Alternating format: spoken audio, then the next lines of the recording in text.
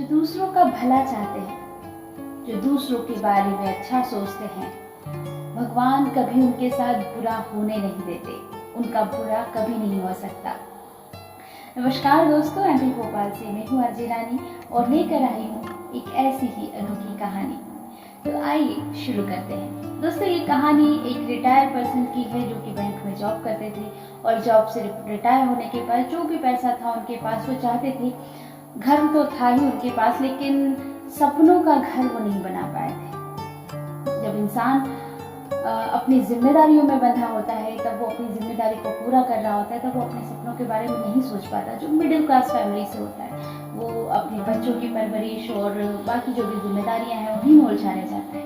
लेकिन रिटायरमेंट के बाद उन्होंने सोचा कि जो उन्होंने और उनकी पत्नी ने जो सपना देखा था वो उसे पूरा करना चाहते थे। उनकी पत्नी का ये सपना था कि एक सुंदर सा घर हो और घर के आसपास काफ़ी सारे पेड़ पौधे हों, आम का पेड़ जरूर हो, क्योंकि उनकी पत्नी को आम बहुत ही पसंद थे और वो चाहती थी कि उनके घर में आम का पेड़ हो।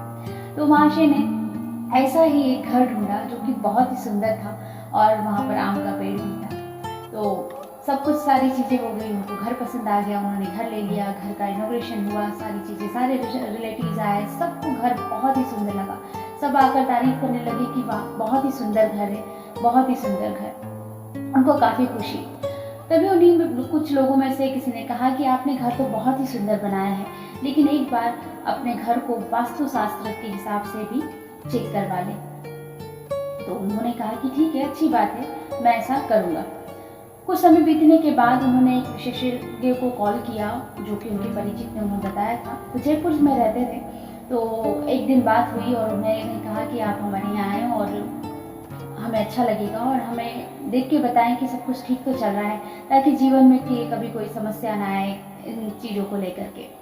एक दिन वास्तुशास्त्र विशेषज्ञ का कॉल आता है कि मैं कल आपके यहाँ आना चाहता हूँ, आप मुझे स्टेशन पर लेने आ जाइए। वो जो विशेषज्ञ वो जयपुर से आ रहे होते हैं और दूसरे दिन ही उनको लाने की तैयारी करते हैं, बहुत ही प्रसन्नता के साथ जाते हैं और उनको समय पर बिल्कुल पहुंच जाते हैं और बड़े ही आदर भाव से उनको लेकर आते हैं। जब वो रास्ते में उनको लेकर आ रहे होते हैं तो वो देखते हैं कि ये जो इंसान है वो बहुत ही भला है, दूसरों की मदद करते हुए करना इनको बहुत ही अच्छा लगता है। दूसरों की मदद करने में करते वक्त उनके जो चेहरे पे प्रसन्नता होती है वो अलग ही होती है। ये सारी चीज़ें ऑब्जर्व करते हुए वो दोनों बातें करते हुए घर की तरफ आ रहे थे। तो बातें करते करते बस घर आने ही वाला होता है रास्ते में, और घर के बहुत ही नज़दीक जब वो गाड़ी चला रहे होते हैं तो अचानक से गाड़ी रोक देते हैं। तो कहते हैं, विशेषज्ञ जी पूछते हैं कि क्या हुआ, अपनी गाड़ी क्यों रोकी? दूर से एक बच्चा दिखता है जो कि दौड़ लगाते हुए आ रहा होता है बहुत ही तेजी से। तो कहते हैं कि वो बच्चा चला जाए, उसके बाद मैं गाड़ी बढ़ाऊंगा आगे।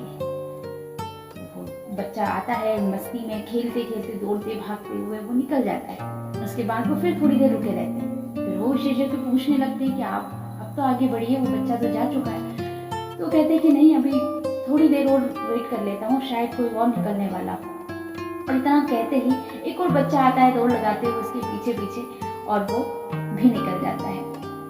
विशेषज्ञ जी उनसे पूछते हैं कि आपको कैसे पता कि एक और बच्चा उसके पीछे आ रहा है दौड़ लगाते हुए? तो महाशय कहते हैं कि बचपन में हम भी तो ऐसा ही करते थे, हम अकेले तो कभी खेलते नहीं थे, कोई ना कोई तो हमारे साथ होता था और हम भी इसी मस्ती में भागते हुए निकल जाया करते थे और कुछ भी हमें भी पता नहीं होता है। वैसे ये मासूम बच्चे हैं जिनको नहीं पता कि यहाँ से गाड़ी जा रही है, स्पीड में जा रही है, इसलिए मैं थोड़ी देर रुक गया ताकि वो दोनों बच्चे आराम से निकल जाए।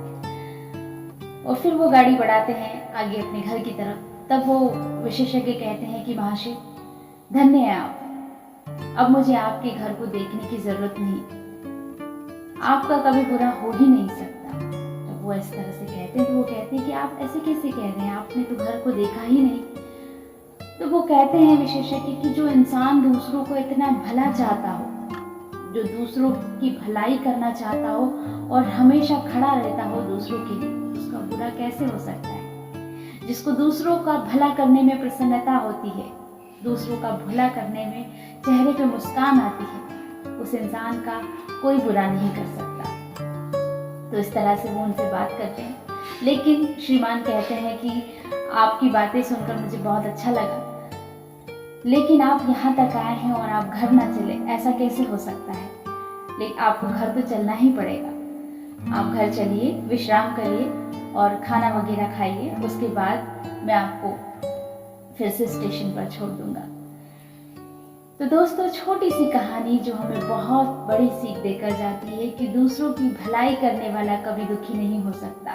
तो जो दूसरों का भला चाहते हैं उनका कभी बुरा नहीं हो सकता। उम्मीद करती हूँ आपको ये कहानी अच्छी लगी होगी। अगर कहानी अच्छी लगी हो तो वीडियो को लाइक शेयर करके चैनल को सब्सक्राइब कर लीजिएगा।